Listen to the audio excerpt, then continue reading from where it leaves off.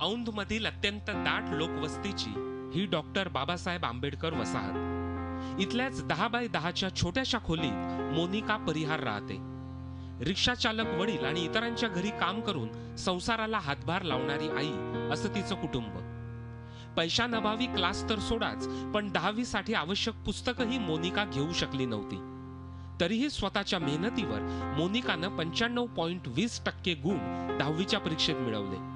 चित्रकलेचीही आवड असलेल्या मोनिकाचे डॉक्टर प्रकाश आमटे हे आदर्श आहेत.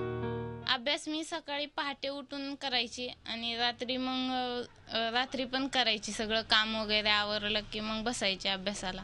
मला वाटतं 100%तनं 40% माझ्या आई वडिलांचे आहेत, 40% माझ्या शिक्षकांचे आहेत आणि फक्त मी 20% अभ्यास केलेला.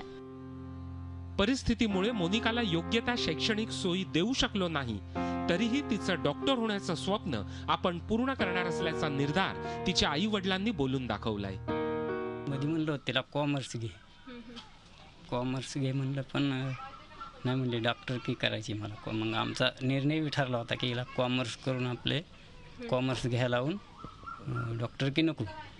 पण नाही, ती म्हणली तिची इच्छा आहे तर म्हणलं बघू, प्रयत्न करून कुठंतरी सरकारी कॉलेजला तरी ॲडमिशन घेऊन काय करता येईल तेवढं करू. कपड्यापासून तिने केलं. कपडे धुतली, भांडी घासली आणि तिथून मग रात्रीचं मला पाणी भरायला पण मदत करायची. 1 दिवसाआड पाणी येत होतं तर दिवसाआडातून मग ती एक गणिताच्या पेपरला तर आम्ही दोघी रात्रीच्या 12पर्यंत पाणी भरत होतो. आणि मग तिथून तिने अभ्यास केला आणि पहाटे पण लवकर उठून अजून सकाळी पण अभ्यास केला. गरीब परिस्थिती, आजूबाजूचा गोंगाट, घरामधली अपुरी जागा या कसल्याचाच परिणाम मोनिकानं आपल्या अभ्यासावर होऊ दिला नाही. उलट अभ्यासात एकाग्रता आणण्यासाठी रात्री जागून मोनिका अभ्यास करायची.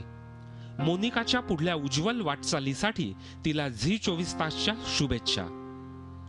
अश्विनी पवारसह bureau report, Zee media, Pune. Zee 24 तास रहा एक पाऊल पुढे.